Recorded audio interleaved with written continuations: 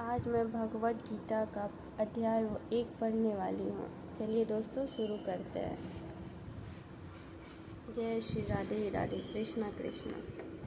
धृतराष्ट्र बोले, हे संजय, धर्म भूमि कुरुक्षेत्र में एकत्रित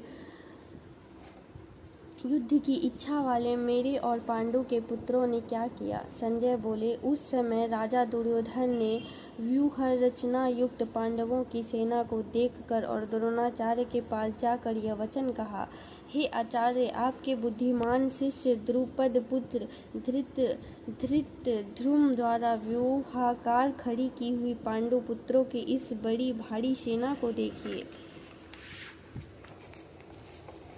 इस सेना में बड़े बड़े धनुषों वाले तथा युद्ध में भीम और अर्जुन समान शूरवीर, सात्विक और विराट तथा महारथी राजा द्रुपद, धृष्टकेतु और चेकितान तथा बलवान काशीराज पुरुजित, कुंती भोज और मनुष्यों में श्रेष्ठ सैव्य पराक्रमी युधामन्यु तथा बलवान उत्तमौजा, सुभद्रा पुत्र अभिमन्यु एवं द्रौपदी के 5 पुत्र, ये सभी महारथी हैं।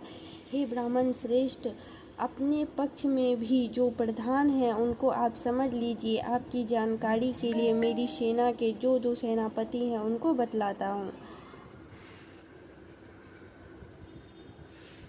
और जो भी मेरे लिए जीवन की आशा नहीं। एक लाइन छूट गया। आप द्रोणाचार्य और पितामह भीष्म तथा कर्ण और संग्राम विजयी कृपाचार्य तथा वैसे ही अश्वत्थामा, विकर्ण और सोमदत्त का पुत्र भूरिश्रवा और भी मेरे लिए जीवन की आशा त्याग देने वाले बहुत से शूरवीर, अनेक प्रकार के शस्त्रों से सुसज्जित और सब के सब युद्ध में चतुर हैं। भीष्म पितामह द्वारा रक्षित हमारी वह सेना अब सब प्रकार से अजय है, और भीम द्वारा रक्षित इन लोगों की यह सेना जीतने में सुगम है। इसलिए सब मोर्चों पर अपनी अपनी जगह स्थित रहते हुए आप लोग सभी निसंदेह भीष्म पितामह की सब ओर से रक्षा करें।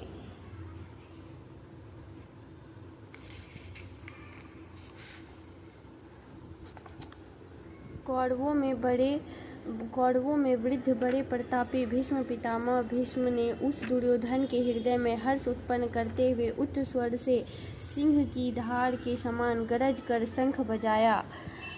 इसके पश्चात शंख और नगाड़े तथा ढोल, मृदंग और नरसिंह के आदि बाजे एक साथ ही बज उठे। उनका वह शब्द बड़ा भयंकर हुआ। इसके अंततर सफ़ेद घोड़ों से युक्त उत्तम रथ में बैठे हुए श्री कृष्ण महाराज और अर्जुन ने भी अलौकिक शंख बजाए।